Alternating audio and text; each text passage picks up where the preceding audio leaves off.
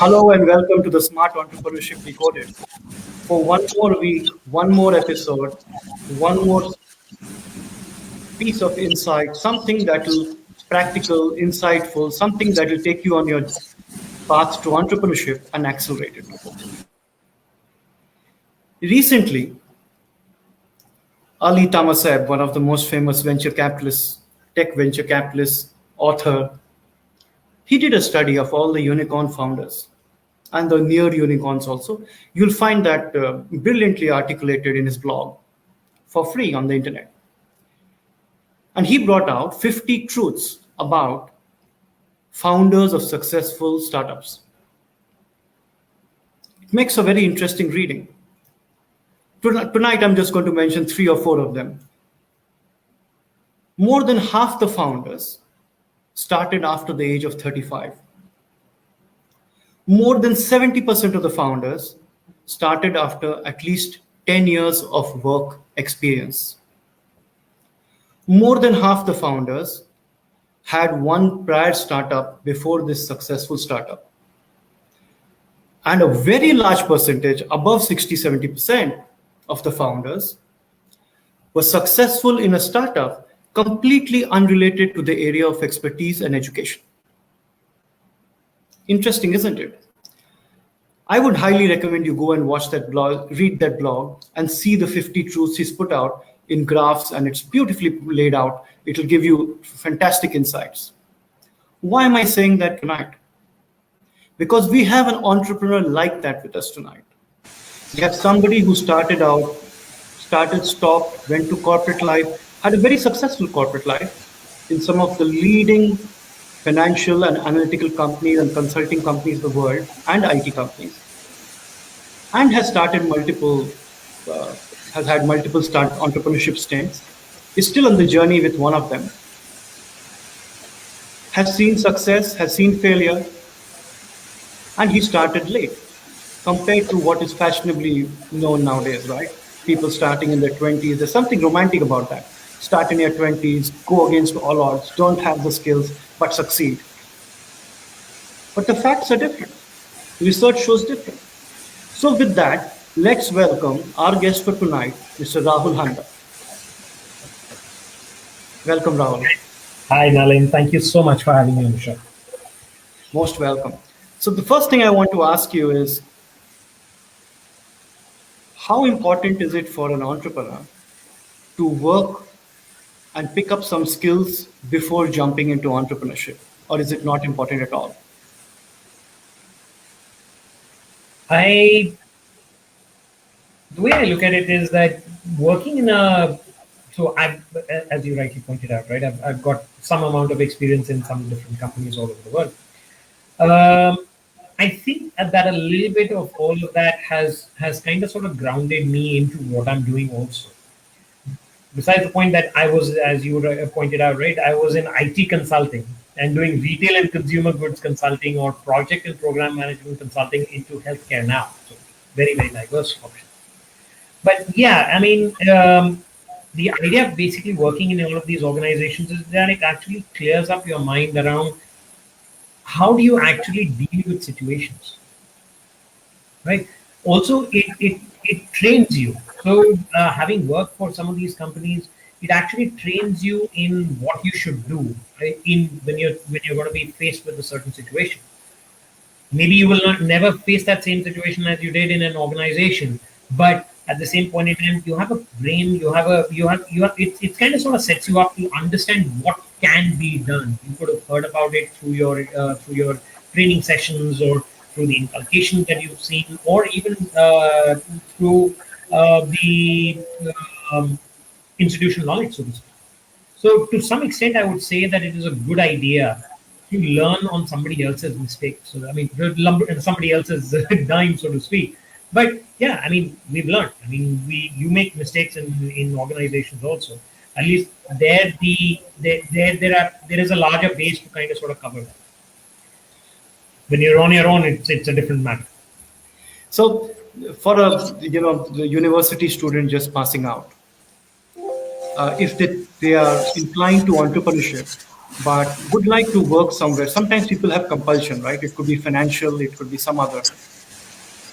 What kind of organization should they go for? Should they go for a multinational set organization, or should they go for another startup, which is a fire in the belly kind of thing?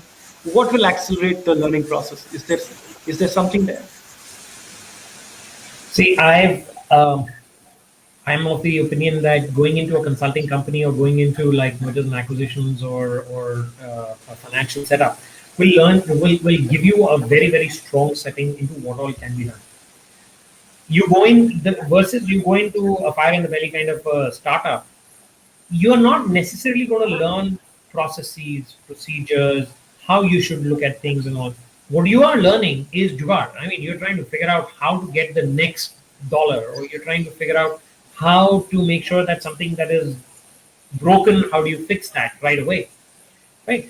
So both of them have their pluses.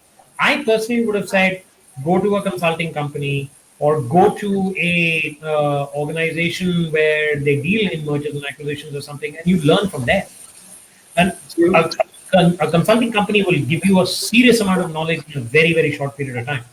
So So that's probably because you see varied situations, different industries, different aged organizations, and then you are yes, challenged every day to come up with a solution that will work for them. exactly. And in that process, you're also learning, right? Okay. But if you go into a fresh startup, you're literally trying to figure out how to fix the next day's issue. So you're constantly firefighting, but that doesn't necessarily teach you things, right? It doesn't teach you processes. It doesn't, Yeah. and like I remember a long time back when I got into my first consulting gig, and my boss at that point in time turned around and said, "Rahul, what do you think? I mean, do you think that when we are doing consulting and we are faced with a situation that all these things just magically come to our mind?" I said, "Yeah, it looks like that." He goes, "No, it's a process. We always follow a certain process because trying to come up with a solution to a particular problem is 90% of it is a process, and 10% might be that spark, but for the most part it is a process that you follow." Yeah, I agree with you. The whole the way you see a problem, the way you prototype a solution, and the way you create processes around them. It more than learning how to create a startup, you learn how to do a scale up. And most of the startups that fail because, of course, there's founder incompetence is number one, but they fail because they don't know how to scale up. They get so caught up and so excited by all the problems and putting out fires that they don't realize that these fires were avoidable. You should not have had half of them. So yeah, that's a different point. But coming back to your own journey, why did you jump into entrepreneurship at this stage? I mean, I know you've been at it for a few years now, but definitely you are not in your 20s, even though you look it. But Hey, it's so white, it's not colored. oh, I had white hair when I was 14. I thought that was a problem till I have no hair.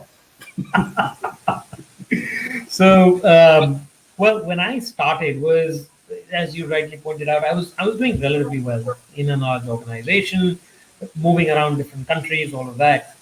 But somewhere you come, I mean, literally, and I'm not trying to throw out a cliche, but it was always this thing that, yeah, I'm doing the same thing. Okay, today I'm talking to a client about omnichannel. Tomorrow I'll talk about SAP integration. I mean, I'll do similar kind of stuff, and I'll do process integration, and I'll do process that. But at the end of the day, there is this mass thing that you're trying to do, and that's all you're trying to do. What am I actually doing? Where I'm actually going to be able to leave a semblance of a legacy behind. That's what came to me. And you rightly said, right? I started doing this when I was in my 40s. So nowhere even close to being 24. And trust me, it was scary. Even it was scary at that time also, with your family and your wife looking at you and going, "Are you sure you want to do this?" It is scary. I know I wouldn't want my wife to meet yours because my wife has some horror stories of what I did in my 40s as well. Yeah. But talk me through that part of it because I studied this in depth when I wrote my book on midlife crisis. Uh, when you start in midlife, what is it that you should take care of more than starting off at other times, right? There are financial responsibilities, you have children, you have your social responsibilities, there's pride, ego. uh, what goes through a person's mind and what do you have to give up? And do tell me how the conversation goes with the wife. That was not. That was a in one way it was very easy. In another way it was really hard. Okay, going up to my wife and saying, "Honey, I'm quitting 3 months, and that's it." Okay, and she's like, "Okay," because remember the family also gets used to a certain lifestyle, right? You're used to going out for okay. I'm saying pre-COVID, but now but still, you're used to going out maybe once or twice a week to go out and eat food. You're going out for movies. You're going out for parties. There are, as you said, the social environment where you're going to meet up with people and you're getting gifts. So you also have to do that entire thing of the return of the gift and all those things. All that happened. Okay, but there is a cost to all those things. Okay, you have a staff and a massive staff line. It doesn't matter because you're getting a certain salary base, so you paying for all of it. So when I went up to my wife and said, "Honey, I'm leaving this," and she says, "Do you know what you're doing?" I'm not sure. I think so. And I was very candid with her. I said, "I think so. And I'm not particularly certain about that, but this is where we are."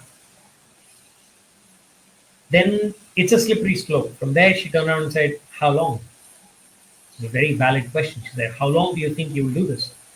And I said, "Well, I've put away play money, and then from there we have short-term money, and then we have mid-term money, and then we have a long-term money."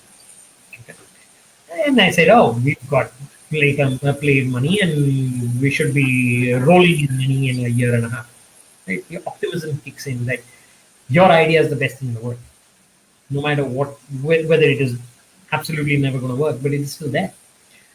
And I did say that, yeah, we'll figure it out in about a year and a half. So she says, "Okay, let's do this." The year and a half becomes longer. You run through your short term. So you run through your play money, right? From your play money, you go into short term money. And at the same point in time, you realize that you're trying not to make too many changes to your lifestyle because your family has gotten used to it, and your expenses only start increasing, right? I mean, I have a young family, so making sure that the kids are starting to go to school, there is a cost still associated with it. So more or less, you're trying to still keep that life, but that starts eating away at the money. So play money is gone, short-term money is gone. You've dipped into mid-term money, and you're starting to stare down the hole for saying, "Okay, 1.5 years is gone, a long, long time back." And the idea that I said, I've already shut it down. I've already gone to the second idea, and from there, I've gone now. I'm on the third idea. So you don't have any revenue coming in, right? When you're 24, you don't think about those things because you don't have to worry about a family. You don't have to worry about kids going to school. You don't have to worry about salaries being paid to household staff. You're not having to worry about electricity bills to be paid. Okay, so do this later in life, scarier than hell. So what's the advice to people who are contemplating a midlife jump into entrepreneurship? What are the one or two things they should take care of? Uh, Firstly, there just two parts, right? The first one being do as much research as you can, okay, and talk to your friends and family, and not just the friends who are always going to say yes, yes, whatever you're doing is good. Talk to your friends that you believe are also going to be the naysayers because they probably are looking at it from a different perspective, right? There are no sureties in life, but still look at it properly. Build out a plan, and again, build out a proper plan that you think is feasible. But at the same point in time, again, remember, no business ever succeeds on Excel. Right? You have to do the implementation of it. Businesses on Excel always look fantastic. I mean, you're showing 18% growth year over year. Life is always going to be good. And you're making your crores or your millions in the next 6, 8 months or a year or so. But reality is very, very different. Okay? So that is the first part. So think and then rethink and then talk to people that you think are probably going to give you the not the advice that you're looking to get. Secondly, have a plan in mind that what happens when your play money goes out? What happens when your short-term money goes out? And stick to that plan. That second part I have not followed. I agree with you. You know, Excel has got this, I call it the biggest curse to mankind. It's got this beautiful graphs where people project revenue and profits. It just goes this way. I mean, even your ECG goes this way to keep you alive, but these graphs just go this way. I That's think it. Excel should make these as standard templates and give it to entrepreneurs. I don't know why they spend time putting numbers to make it look like that. You can just pre-print it, you know, you can just put labels and pre-print it. That's The it. other thing which you said is plan. And the third thing which you said is have a time when you say stop, have an exit plan. It's a lot like the stock market, right? So many people make small amounts of profits and the loss comes one time and big. Because when profits come, you cut your profits quickly, and loss, you emotionally cling on thinking it will bounce back, it will come back, it's my decision, it cannot keep on going that way. But life doesn't go as per plan. So, very, very, very interesting points there.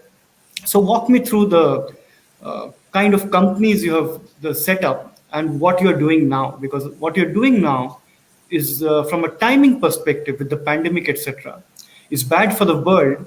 But what you're doing is something noble and good, and something that can change stuff. But before that, a few words about what you did before this, and then into this one. So before I became an entrepreneur, I used to work for AF Ferguson in India, which is now Dubai. Then I went abroad and I started working for Gartner Consulting, and fantastic time, right? Again, a very very strong learning platform from AF Ferguson to Gartner, etc., etc. Came back to India, started working for Ernst& Young. From Ernst& Young, went into Cognizant, and I was running certain regions for either project or program management, or for even for the Nordics kind of thing. And then I jumped into entrepreneurship. And the first reason, the first thing that I said, listen to the people, and you should be sure about something also, right? So at that point in time, I did my research. We actually also engaged another market research company to do a research for us to tell us whether the idea was good or not. And we started up something called Gift Zini, which was a gift registry platform. Okay. Okay. Thinking that I've just moved back from India, from the US, this is the standard process out there. Why shouldn't it work out here? And even in the research that came back to us, we got caught into that model of saying that, it says something, but you read it differently, right? You read it in a lens which is optimistic. We weren't able to raise money for that, and after a certain point in time, we said, okay, stop your loss and move on. From there, then we set up an SMS-based payment platform, and this is pre the fast tag. Okay, and the idea was to actually pitch it out to different to the different truck drivers and to trucking companies. So those guys can use an SMS to pay for it.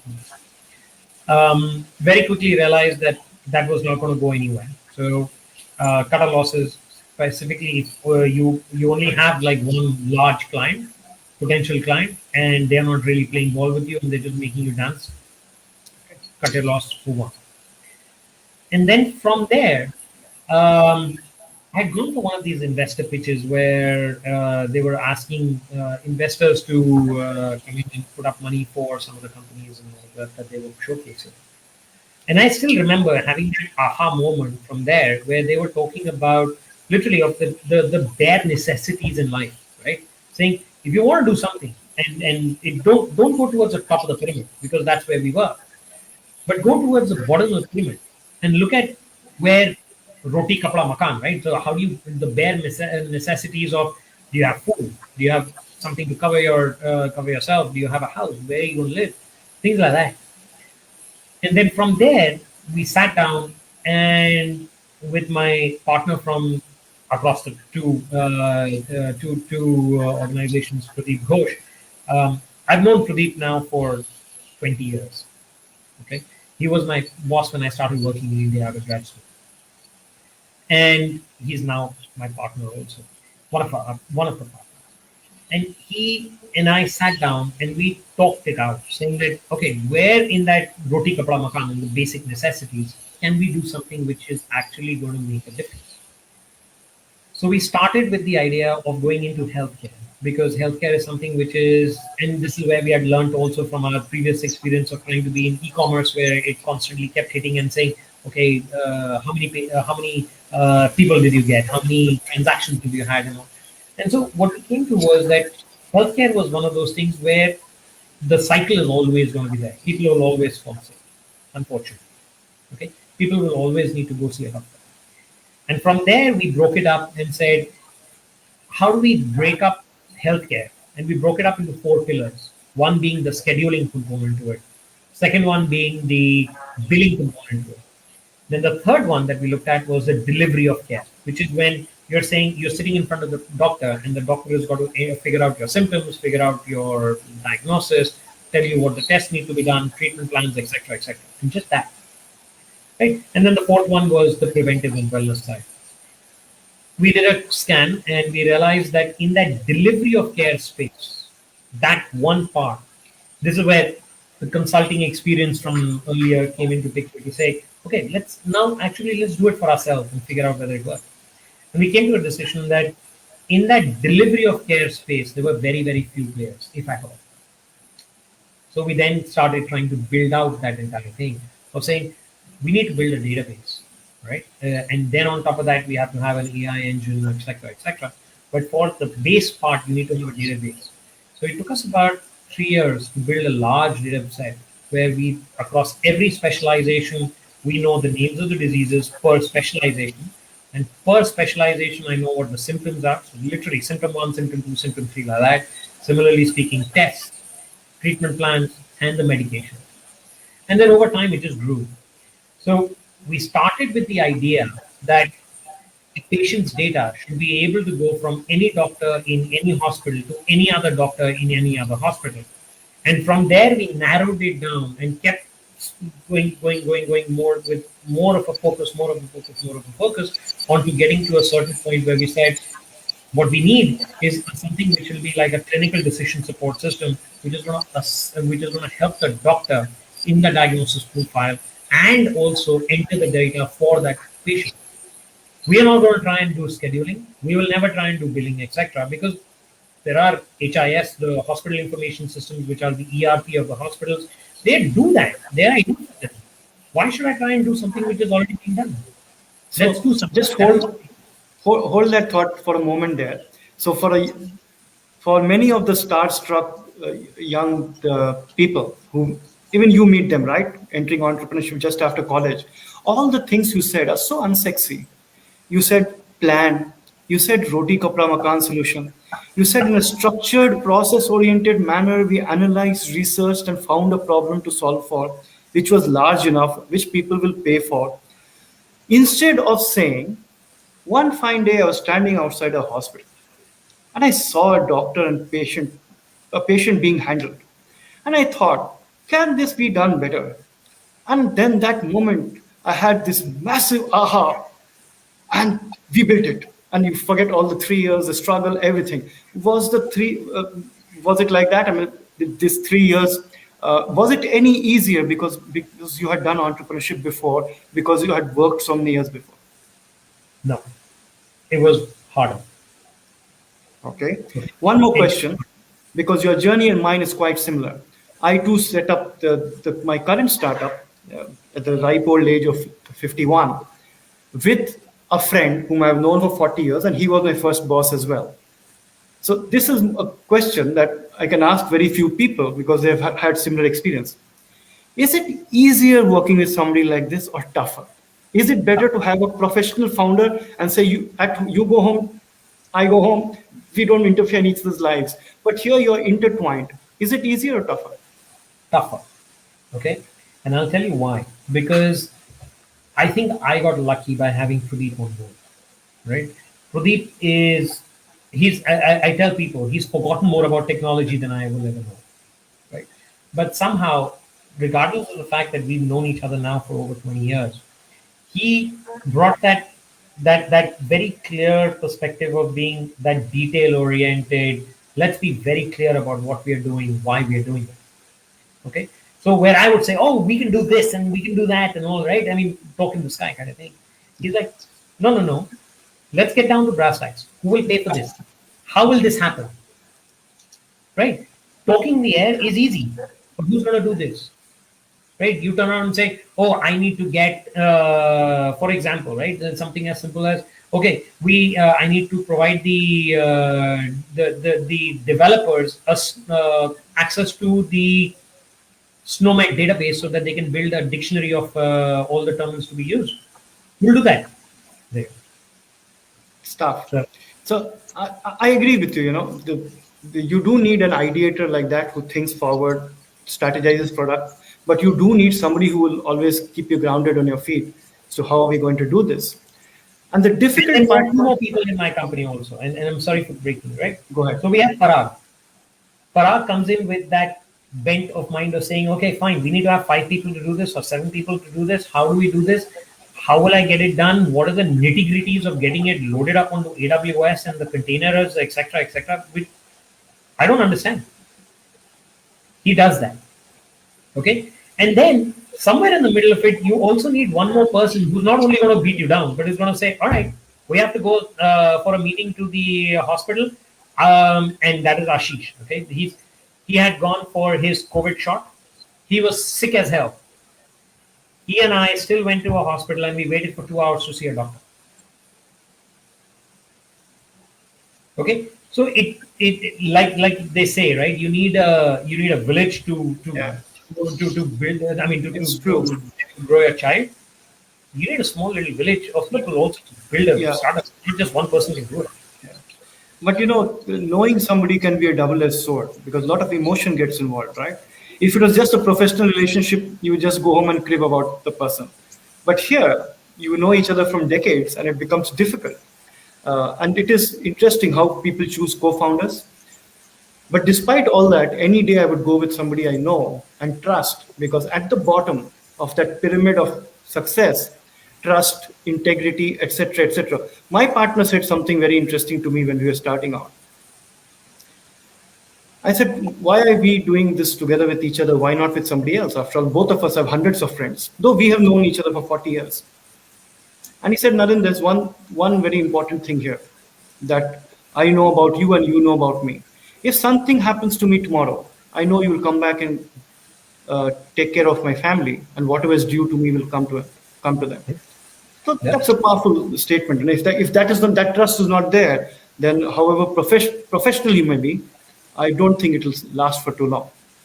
Yeah, not just that. I'll give you another one, right? Not just will I make sure that that the other person is going to take care of my family if I'm not there, and you and I look down that from a different perspective than a 24-year-old. Right? Sure. And I get that. Um, we are talking to another person and saying, okay, what if something happens to us during COVID? I have shares, you have shares, everything, all of that is fine and dandy, but it doesn't mean anything at the end of the day. Will you still take care of my family?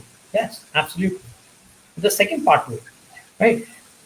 Something happens to me, I have Ashish to back me up.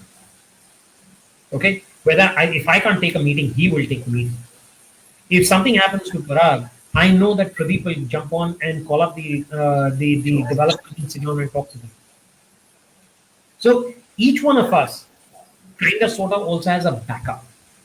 So not just is there a trust, and we have now known each other. Whether it was, some of them started professionally, some of them started on a social platform, but maybe we got lucky. Okay, that yes, it was a matter of saying that I trust this person, I want to work with this person. The second part that also happened was that the trust and then the skill set came into picture. Trust is the underlying base, but then the four sets of skill sets were there, and it kind of sort of just worked for us. Yeah. Well, that's interesting. It's very similar to my experience right now. Let's get back to your product for a moment. So we spoke before the show, and you were telling me that you built this engine that assists doctors. Doesn't replace them, but maybe one day it could. It assists doctors. Now, No. it assists doctors to make better informed decisions. So, Yes. is it something like they put all the symptoms, they put all the mitigating factors around it, and it kind of throws options at them? Is that what it is? Exactly that. Is it So AI driven? Is there AI into it? Does it learn on its own and mature? no, Not and I'll yet. tell you why. Okay. So as I said, it took us about 2.5, 3 years to build a large database, which was covering every disease, every specialization, and then per disease, the symptoms, etc., etc. And that became the core of the system. The core of the system also we realized that we are never there to try and replace the doctor. That can never happen because remember the system didn't go to medical school, the doctor did. Yeah. Okay? So we are an aid, we are a physician's assistant. We are the glorified secretary to the doctor. Okay. The idea literally is the doctor just taps and selects the symptoms. Based on the symptoms chosen and a bunch of parameters, which could be from age and sex, as well as pre-existing conditions or allergies, etc., and the medical history of the patient, the system will pop up and suggest to the doctor and say, these are the most probable diseases based on the databases that we built. Okay, depending on the disease chosen or diseases chosen or overridden by the doctor and a new disease put in. So the system will recommend and say, these are your standard tests and investigations that you can order. Okay, obviously, again, you can override. Then comes your treatment plans. And it is actually all structured out, codified. And again, all you have to do is just click, click, click, and select. Then you do your medications, prescription is created. So, what stage is it at? Is it commercial? Is it pilot? Where is it now? Well, we've got two paying clients right now. Other than that, we are now a part of the product portfolio of GE Healthcare for the entire Okay. Southeast Asia region. Okay. And also, from another larger perspective, we are one of the 7 companies in the country which is NDHM compliant, which is the National Digital Health Mission compliant. Where NDHM is the brainchild which was launched out in August of 2020 with the intent of saying that any patient's data should be able to go from anywhere to anywhere and make sure that there is an ecosystem created, whether it was whether it was Ayushman Bharat or it was insurance company or the hospital or the doctor or the patient, everybody kind of sort of plays nice, right? And as I said, we are one of the 7 companies which have been able to integrate into that, exit out of the sandbox, and we are now we also have production access across 7 union territories in India. Okay. That's fantastic. So, so what's next? Are you raising money, or what are you doing next? So now that we have all of this done and we are onboarding a couple more people, etc., from a client perspective, now we are starting to go out and say, hey, we're looking to raise money. So far, we're completely bootstrapped, right? And that sexy part about, oh, we got $5 million and we went and blew it up on 3 ads. We didn't do any of that. Okay. The other unsexy part of it is that you will learn how to use the technology that you have to the utmost. Okay? I'm using a computer which is 5 years old. And when you're in a corporate job, those are things that you never even think about, right? The IT department shows up to you every 9 to 12 months and says, sir, here's your new laptop. And you say, thank you very much. And you give them back your old laptop and you carry on. You never even think about this. Yep. But now, in this scenario, you think about it and say, if I buy a new laptop, that is the salary that I would have to pay the developer for 1 month. Can I afford that? Do I need to? I agree with So you. So, we're raising money now, but that is more around the operations and the little bits of development more that are left over. So we'll see. so the any experience with investors as yet? Um, Must be an for the first interesting time in time. my life, sorry. Must be an interesting time meeting investors. And the Actually, question, we've had a couple of conversations with some, and one we've turned down. So when we were talking to this as a potential partner to us, and they said we want to put money into you, and we said not right now, not the right time. That was one of the hardest decisions we four of us took as a thing, right? To say this, and this is as early as about 3 months back when we turned around and said, no, we don't want your money right now because we're trying to onboard another client, we're trying to complete this. That was hard, right? So we said, no, not right now. And now we have two private investors who are trying to see if they want to put money into us. Those conversations are going ahead. But it's actually a much different conversation because no longer are we in that phase of saying, yeah, we're still building the databases out or we're still building the AI platform out, etc. Okay. So it's a much more different and a much more evolved conversation that happens now. You have also asked the question: is there an AI platform to it, and does the system learn and so on? Yes, there is an AI system, but it's a minimal, small little thing. okay. However, it is also there, which is going to do only guided learning. Because health is something that we don't want the system to go and learn on its own because we don't know what it will go and learn. So we'd So rather have, in your model, who pays for this? Is the doctor and the hospitals? I mean, what is the monetization model? so we are a SaaS-based model. Okay. And the way we structured it is that per prescription generated, we want a couple of bucks. Okay. Okay. And that is paid to us by the hospital, not the doctor, not the patient. So the patient, in essence, it kind of sort of, if you look at it far enough ahead down the chain, the patient is actually paying for it. But we So it's get a such a qual- small, minuscule amount out of it. so it's a quality assurance tool for the hospital that doctors are providing some consistent, basic standard things are ticked off. There's no obvious mistake and things like that. Just as a starter. Well, no, there is also a revenue play.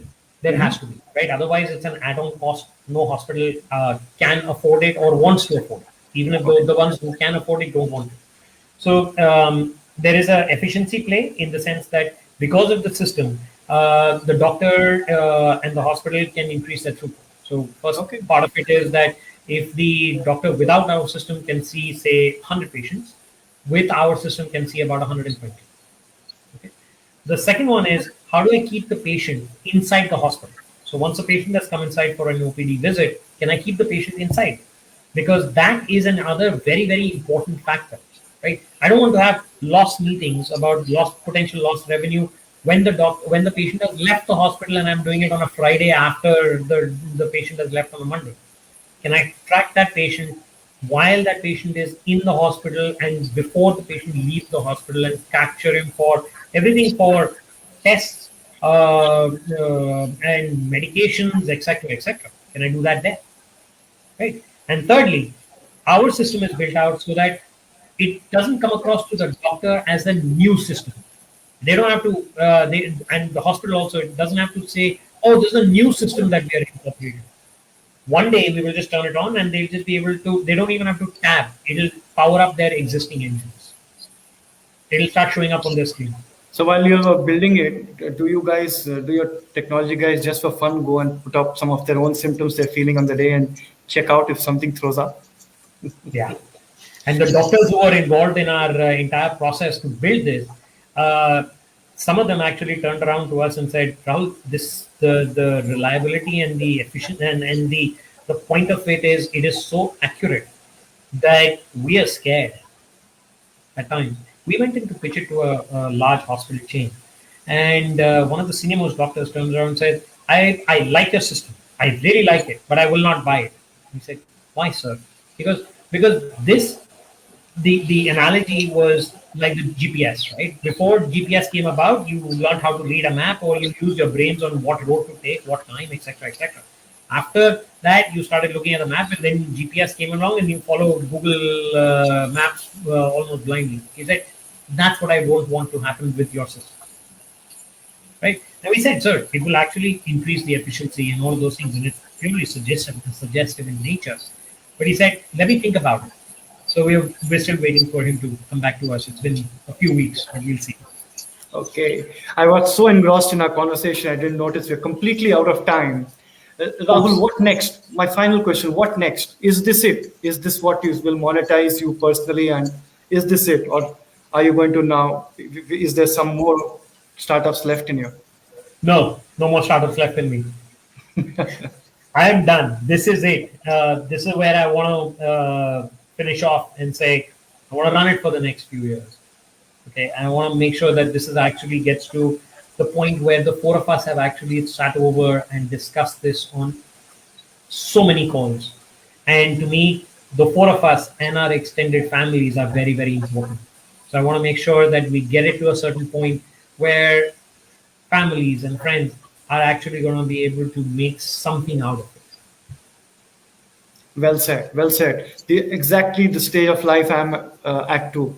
So Rahul, wonderful having you here. Wonderful. Your insights, your Thank you. stories resonates very well with me because I've had a lot of similar experiences, and it's so important for people to understand that startup is not just the glamorous thing you read about in the paper, but every so-called overnight success story has got a decade of history behind it, and you brought that out very elegantly. Thank you, Thank you. Rahul. All the best. Your company sounds absolutely wonderful. I'm sure it will do very well. My best wishes for it. Thank you Thank so you much. and good night. Thank you. Thank you. Good night.